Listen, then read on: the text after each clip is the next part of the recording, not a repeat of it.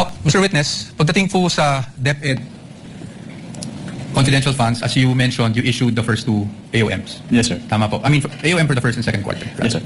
Pero hindi nyo na po natanggap yung response. Kasi wala na kayo sa ICFAO. Yes, sir. But would you know, just curious, would you know kung ano yung present status nitong mga AOMs na? Ito na yung pinakamagandang part. Ito na yon. Dito na yung pinakapandiin. Kumbaga sa pako, ito na yung pangdiin. Doon sa yung ataol nila, o yun, hindi ba ililibing na nga, ililibing na pinako pa. Para talagang hindi makawala. O kasi di ba natatandaan niyo yung mga nililibing, yung ataol nilulubog lang. Ito hindi, ipinako pa. Nilagay sa ataol, pinako, nilibing, sinimento. O ito na yun. Hindi po. I don't have personal knowledge about that. Okay. So you wouldn't know of whether may credit notice o wala? Yes, sir. Oh, but since you're an auditor, ano po ang ibig sabihin ng credit notice para sa isang auditor?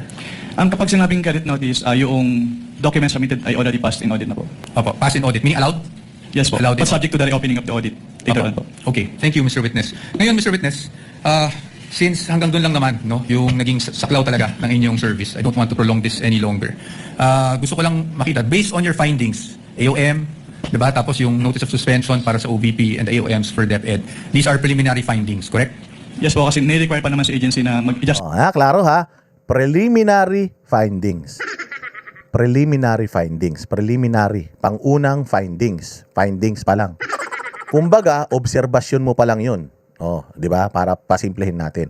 Preliminary. Ibig sabihin, may preliminary, merong secondary, merong ganun. Merong preliminary, merong midterms, di ba ganun sa exam? Prelims, midterms, final. Di ba? Tatlo yun tatlo. Preliminary exam, midterm exam, final exam. Tatlo yun, di ba? So, preliminary lang yung sayo. Tama, mali. Preliminary. Yung findings and submit the documents being sought po dun sa... Opo, at based po dito sa findings niyo, wala namang pong expressly nakasulat na may misappropriation at this point. Malinaw ha. Sa preliminary pa lang tayo ha. Sa findings mo, meron bang nakitang malversation? May nakita bang paglabag sa batas? Pagnanakaw, pangdarambong, pang-uumit, pandurukot, meron bang nakita? Ito yung matutindi rito. Actually, yung presumption of misuse kasi nasa item 8.3 na kapag hindi nag-liquidate or failure of liquidation of the accountable officers upon due demand shall be a prima facie evidence that such fund has been put to personal benefit or misuse. Yes. But I am just asking for the response na meron po bang expressly nakasulat sa mga findings niyo? Ask an answer, Your Honor. It is That is a presumption po. So hindi kailangan May i-submit. expressly po ba? Wala. Yun ang sagot. Ang tanong, sa preliminary findings mo, may nakasulat ba doon na merong malversation? Meron ba kayong findings na merong maling paggamit ng pondo? Meron o wala? Ang sagot, wala. Wala po, mga bossing. Wala. Yun yung ibig sabihin. Ang sabi niya, hindi po automatic po kasi meron o wala. Hindi po automatic po, meron o wala. Ang sagot kasi wala. Wala po.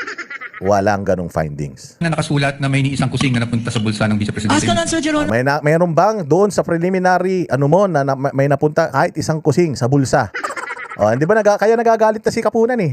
Hoy, wag ka sasagot. Do not answer. Hoy, do not answer. Di ba? Yan na yun eh. Meron ba napunta kahit isang kusing? Kay BP Sara. Doon sa findings mo, meron ba? Ang sagot, wala. Kaya naggagalaiti na ito yung paniki. Ganun na siya.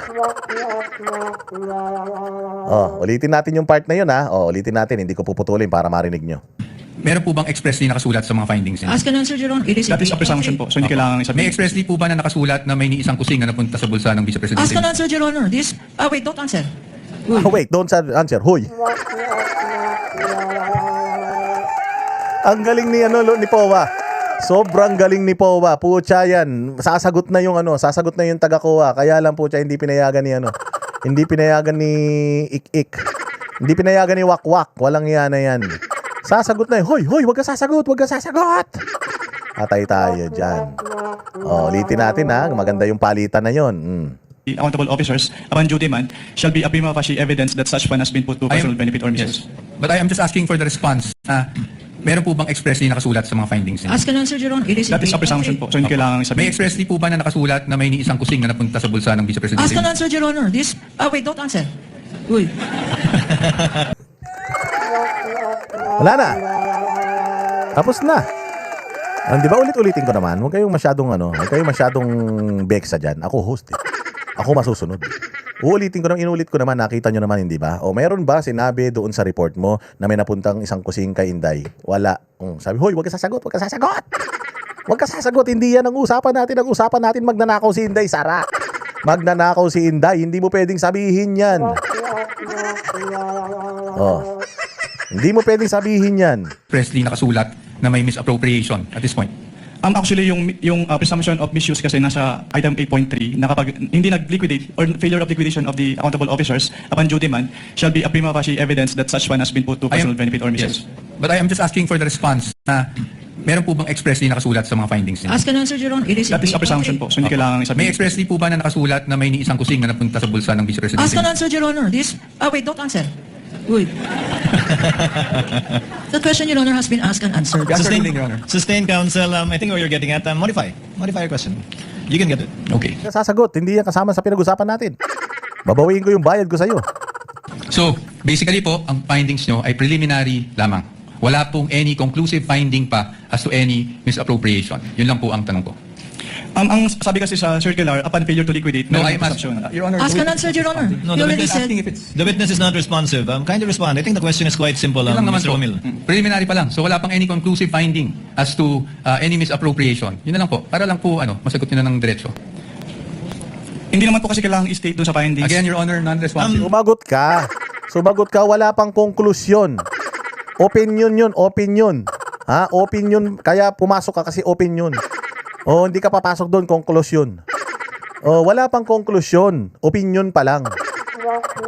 Sumagot ka na lang.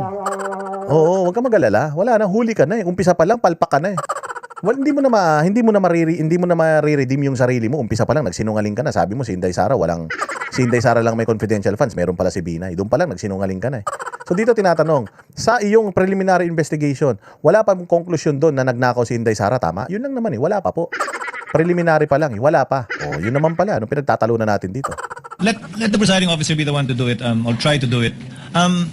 Kapag ka nag-issue po kayo ng AOM, Audit Observation Memorandum, failure to liquidate na po ba yun? O may mga observation pa lang kayo? Kailan masasabing may failure to liquidate na? Pag may notice of disallowance na, notice of suspension, o AOM pa lang? Nakalagay po kasi sa Joint Circular, Your Honor, under 8.3, failure to liquidate by the accountable officer upon due demand shall be a prima facie evidence. Opo, again, Mr. Romila, yung pag-issue niyo po ba ng AOM, pasok na sa failure to liquidate upon due demand, o hindi pa po? Hindi pa po sa IOM, Your Honor. Kasi wala pong due demand sa AOM. Yes po. At masasabi mo rin bang wala pang failure to liquidate? O meron na?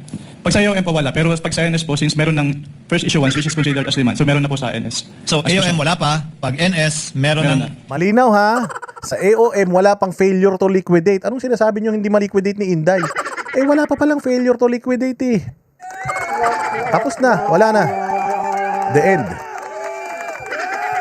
Meron ng demand at Opo. meron ng failure to liquidate. Opo, since sa IOM po, ni-require na silang i-justify and i-submit yung mga documents na hindi nila na-submit. Pero sa AOM, wala pa ang ganun. Yes po, Your Honor. Okay. Memoryoka, salamat. Counsel, your witness. Thank you. And lastly, gusto ko lang to ma-clarify. Of course, the witness was a state auditor of the ICFAO.